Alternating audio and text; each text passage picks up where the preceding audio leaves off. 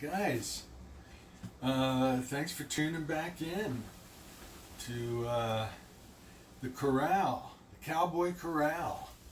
Kookie's Karaoke Cowboy Corral. That's what we got going on here. Yes, we do. And we have upgraded our production values, as you can see. Yes, the camera follows me because I know how to work this stuff. Here we go. Ooh, it doesn't want to tilt down too much. Let me see if I can help it with a little bit of that. Here we go. Here we go. Come on, be my friend. There we go. Okay. So, I want to tell you guys that I'm not from around here. Grew up in South Jersey, moved to Philly, moved to Syracuse, moved to Texas, moved back to Syracuse, moved back to Philly, moved out to the Oregon coast, moved to Portland.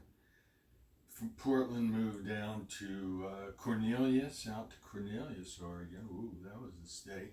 And then moved down to Ashland and just Southern Oregon in general. And then I'm here now.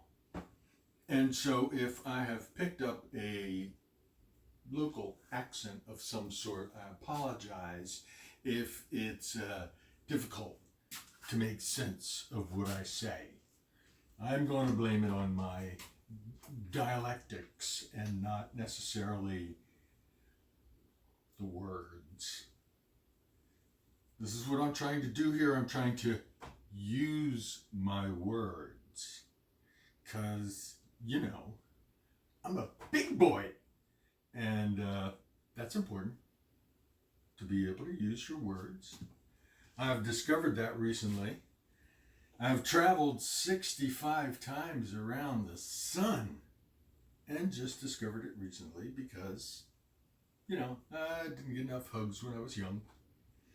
But I want to tell you today about a early childhood memory where I was in school, in elementary school, 3rd or 4th grade, 2nd or 3rd grade, and they brought in the movie projector.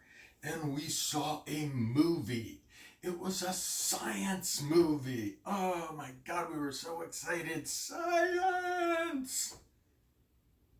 We had been doing all those duck and cover drills. We thought maybe this was going to explain why. So, they light up the film. And in the film, a gentleman comes out in a lab coat. I should put my lab coat on. Nah, fuck it. The gentleman comes out in a lab coat and explains, this is a glass bottle. This is a sealed environment, a limited environment. Now we're going to put in a pint of honey. And that's all the honey we're going to put in there. So there are limited resources. Now we're going to put in 2 flies. Boop. Put a little mesh on top. Let's see what happens. So you come back a week later, and there's a lot of flies in there. They're buzzing around crazy shit. There's all kinds of maggots and whatnot in the honey. And come back a week later, and it's full of flies. And there is not a lot of honey left. And then come back a week later, and all the flies are dead. My goodness. Can you imagine that? All the flies are dead.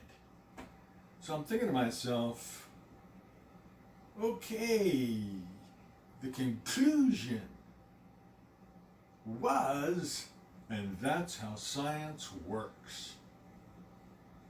That was a scientific experiment. We followed a process, made a measurement, and got a result. They left out the part about where they use the information. They left out the part where they quantified the results as well.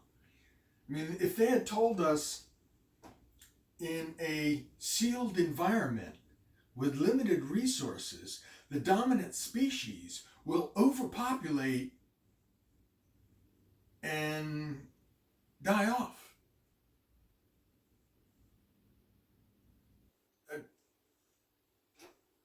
That would have made me think a little bit more about the world population crisis, and certainly having kids. And breeders out there, you guys with kids, shame on you. You guys without kids that are thinking about it, that are old enough to get kids and do something with them. Let me just say this. After 65 times around the sun, I know I'm old. I may see the culture collapse, but I don't think I'll be there for the day after when you gotta clean up the party. At any rate, that's where we're at. The limited resources of the earth, the closed environment of the earth, and the fact that the dominant species has now overpopulated to the point that the extinction, the die-off, is imminent. The earth is just getting itchy with all these frickin' humans. That's what it looks like to me. I don't know. I'm not a scientist, but I mean, that's what it looks like to me.